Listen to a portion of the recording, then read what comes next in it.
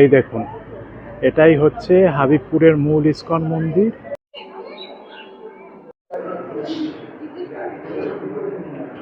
নমস্কার, সকলকে স্বাগত জানাই আমাদের আরও একটি নতুন পর্বে। আমাদের আজকের পর্বে আপনাদের ঘুরিয়ে দেখাবো হাবিবপুর ইসকন মন্দির। কলকাতা থেকে এই হাবিবপুর ইসকন মন্দির আপনারা আসবেন কি করে? আপনারা চাইলে ট্রেনে করেও আসতে পারেন, অথবা আপনারা চাইলে নিজস্ব গাড়ি নিয়েও আসতে পারেন। আমি এসেছিলাম ট্রেনে করে।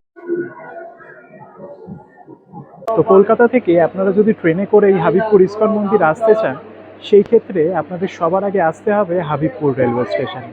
এই হাবিবপুর রেলওয়ে স্টেশন হচ্ছে শিয়ালদা থেকে শান্তিপুর যে মেন লাইন রয়েছে, সেই মেন লাইনের একেবারে শেষের দিকের একটা স্টেশন। দূরত্ব মোটামুটি 80 কিলোমিটার মতো। আর এই 80 কিলোমিটার দূরত্ব অতিক্রম করতে সময় লাগে ওই 2 ঘন্টা। শিয়ালদা থেকে ভাড়া পড়ে 25 টাকা, বিধাননগর থেকে ভাড়া পড়ে 20 টাকা।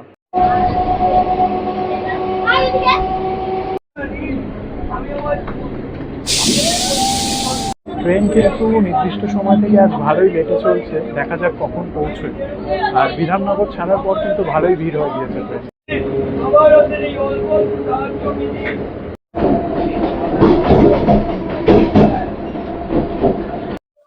এক্ষুনি নামলাম হাবিবপুর রেলওয়ে স্টেশনে। বিধাননগর থেকে হাবিবপুর আসতে 2.5 ঘন্টার বেশি সময় লেগে গেল, যদিও সময় লাগার কথা ছিল 1 ঘন্টা 50 মিনিট। তো ট্রেন অনেকটা লেট করলো। তো ট্রেন আমাদের নামিয়ে দিয়েছে 2 নম্বর প্ল্যাটফর্মে। এখন আমি যাচ্ছি 1 নম্বরের দিকে হেঁটে হেঁটে। শুনলাম 1 নম্বর প্ল্যাটফর্মের বাইরে থেকে হাবিবপুর ইসকন যাওয়ার টোটো পাওয়া যাবে। দেখি এখন টোটোতে কতক্ষণ সময় লাগে।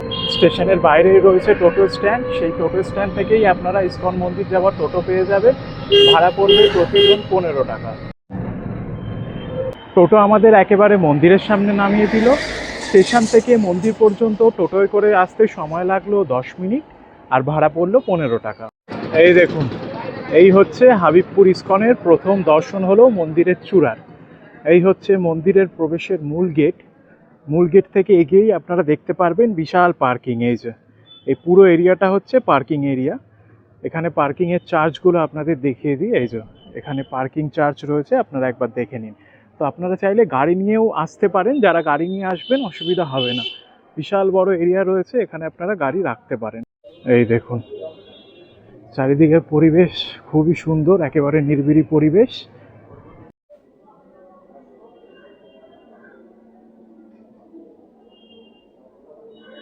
হাবিবপুর ইসকন মন্দিরে দুপুরবেলায় ভোগ খাওয়ার ব্যবস্থা রয়েছে।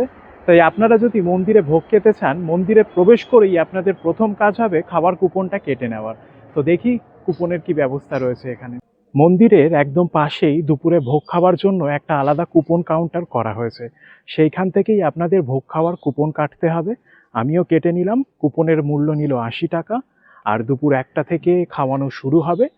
আর সকাল 9টা থেকে ওনারা বললেন কুপন দেওয়া মোটামুটি শুরু হয়ে যায়। আর যতক্ষণ খাবার অ্যাভেলেবেল থাকে কুপন দেওয়া হয়।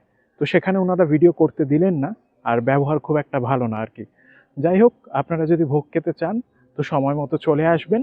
এছাড়াও আপনারা যারা ভোগের কুপন কাটতে পারবেন না, তারা যদি চান, এই কুপন কাউন্টারের পাশেই একটা রেস্টুরেন্ট রয়েছে, সেখান থেকেও খেতে পারেন। এই দেখুন, এই হচ্ছে মূল মন্দির। মূল মন্দিরের পাশে এইটা হচ্ছে কুপন কাউন্টার, যেখান থেকে আপনাদের ভোগের কুপন কাটতে হবে। আর কুপন যদি আপনারা না পান, খাবার যদি অ্যাভেলেবেল না থাকে ভোগ, এই রেস্টুরেন্টে আপনারা খেতে পারেন। এই যে শ্রী জগন্নাথ মহাপ্রসাদ। এই যে, চলুন এখন আপনাদের এখানকার ইসকন মন্দিরটা একবার দেখিয়ে আনি। দেখুন, এই হচ্ছে হাবিবপুর ইসকনের মূল ইসকন মন্দির। মন্দিরের কারুকার্য কিন্তু অসাধারণ, অনেকটা মায়াপুর ইসকন মন্দিরের ধাঁচে এই মন্দিরটা নির্মাণ করা হয়েছে। এই হচ্ছে মন্দির। খুব বিশাল বড় মন্দির না, তবে কারুকার্য অসাধারণ।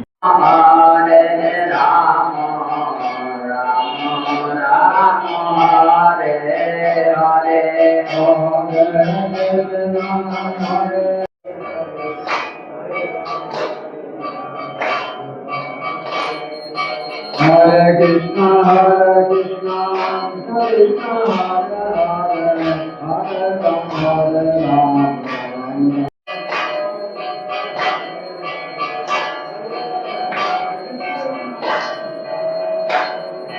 হরে কৃষ্ণ কৃষ্ণ কৃষ্ণ হরে হরে, হরে রাম। এই মন্দির কিন্তু প্রতিদিন ভোর 4:30 থেকে দুপুর 1টা পর্যন্ত খোলা থাকে, আবার 1টা থেকে 4টে পর্যন্ত বন্ধ থাকে, আবার 4টের থেকে রাত 8:30 পর্যন্ত খোলা থাকে। আপনারা যারা ভাবছেন এই হাবিবপুর ইসকন ঘুরতে এসে এখানে এই শান্ত পরিবেশে 1-2 দিন কাটিয়ে তারপরেই বাড়ি ফিরবেন, এই ইসকন কর্তৃপক্ষ কিন্তু সেই ব্যবস্থাও করেছে। এই ইসকনের নিজস্ব একটি গেস্ট হাউস রয়েছে, সেখানে চাইলে আপনারা থাকতে পারেন। এই দেখুন, এই বিল্ডিংটা হচ্ছে মোটামুটি পুরো 5 তলা, আর 5 তলা জুড়েই কিন্তু প্রচুর রুম রয়েছে থাকার জন্য। ওই ওপরে কিছু লোক রয়েছেন আর নিচের রুমগুলো মোটামুটি খালিই রয়েছে। আপনারা যারা এই হাবিবপুর ইসকনের ভেতরে এই গেস্ট হাউসে থাকবেন, তারা কিন্তু অল্প খরচায় এখানে থাকতে পারেন। মাত্র 400 টাকা থেকে এখানে রুম শুরু হয়ে যাচ্ছে, 1000, 1100, 1200 পর্যন্ত রুম রয়েছে। আপনাদের স্ক্রিনে আমি এই নাম্বারটা দিয়ে দিলাম, এই নাম্বারে ফোন করেই আপনারা রুম বুক করতে পারেন। তাছাড়া আপনারা যদি চান এখানে এসে স্পটে এসেও রুম বুক করতে পারেন। অধিকাংশ সময় কিন্তু রুম অ্যাভেলেবেল থাকে, এখনও যেমন আমি আজকে জিজ্ঞেস করলাম, আজকে কিন্তু অ্যাভেলেবেল রয়েছে।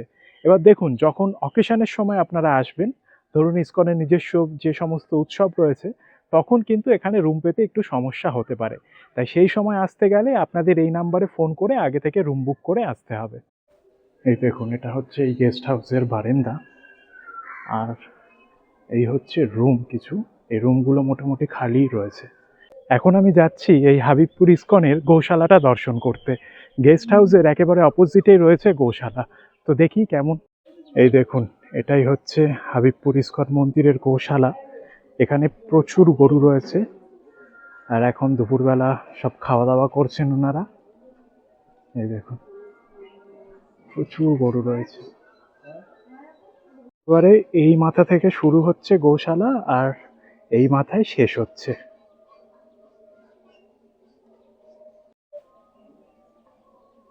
গৌশালাটা কিন্তু আমার খুব ভালোই লাগলো, ছোট হলেও খুব পরিপাটি, সুন্দর, গোছানো, আর বেশ কয়েকটা গরু রয়েছে কিন্তু এখানে। এই যে গৌশালার সামনেই এখানে মাঠ রয়েছে বিশাল বড়, এই মাঠেই সব গরুগুলোকে ছেড়ে দেওয়া হয় বিকালবেলা। মায়াপুর ইসকনের মতো এই হাবিবপুর ইসকনেরও প্রচুর জমি জায়গা রয়েছে। সেই জমিতে নানান রকম ফলমূল, শাকসবজির চাষ করা হচ্ছে। এই দেখুন, এই সমস্ত জমি রয়েছে, আর একেবারে ওই দূরে গাছ দেখছেন, ওই গাছ পর্যন্ত ইসকন কর্তৃপক্ষের জমি। নানান রকমের শাকসবজির চাষ হচ্ছে আর কি। এই হাবিবপুর ইসকন মন্দিরে শুভ সূচনা হয় 2002-03 সাল নাগাদ। মায়াপুর ইসকন কর্তৃপক্ষের তত্ত্বাবধানেই কিন্তু হাবিবপুরের এই ইসকন মন্দিরটি তৈরি করা হয়। তাই এই মন্দিরের কারুকার্যে আপনারা মায়াপুরের ছোঁয়া লক্ষ্য করতে পারবেন। তো মন্দিরটা আপনাদের দেখালাম ঘুরিয়ে, মন্দিরে আরতি দর্শন করলাম। এখন 1টা বেজে গিয়েছে, এখন যাচ্ছি হচ্ছে ভোগ খেতে। দেখি ভোগের ওখানে কি ব্যবস্থা রয়েছে। এই দেখুন, কুপন কাউন্টারের রাস্তা থেকেই 1 মিনিট হেঁটে আসবেন, হাঁটলেই আপনারা দেখতে পাবেন প্রসাদ কক্ষ। এই যে এখানে বসেই ভোগ খেতে পারবেন আপনারা। তো এখন বসে পড়েছি দুপুরে ভোগ খাওয়ার জন্য। এখানে মূলত মাটিতে বসিয়ে খাওয়ানো হচ্ছে, মায়াপুরে যেমনটা হয় সেরকম। তবে চেয়ার টেবিলের ব্যবস্থাও রয়েছে, যারা বয়স্ক মানুষ অথবা পায়জাতের সমস্যা রয়েছে তারা কিন্তু চেয়ার টেবিলে বসেও খাওয়া দাওয়া করতে পারেন। এই দেখুন, মূলত মাটিতে বসিয়ে খাওয়ানো হচ্ছে, আর ওই দিকে চেয়ার টেবিলের ব্যবস্থা রয়েছে।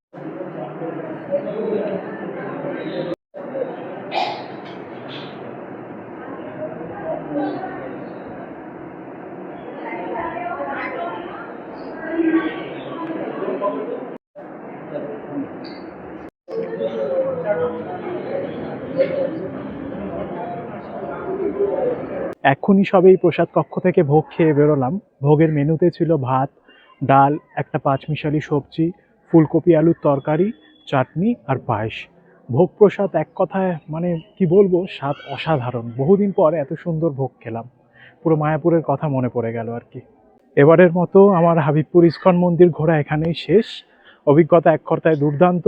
আপনারা যদি চান এখানে এসে 1-2 দিন কাটিয়ে যেতে পারেন, অথবা আমার মতো দিনের দিন ঘুরে আবার বাড়ি চলে যেতে পারেন।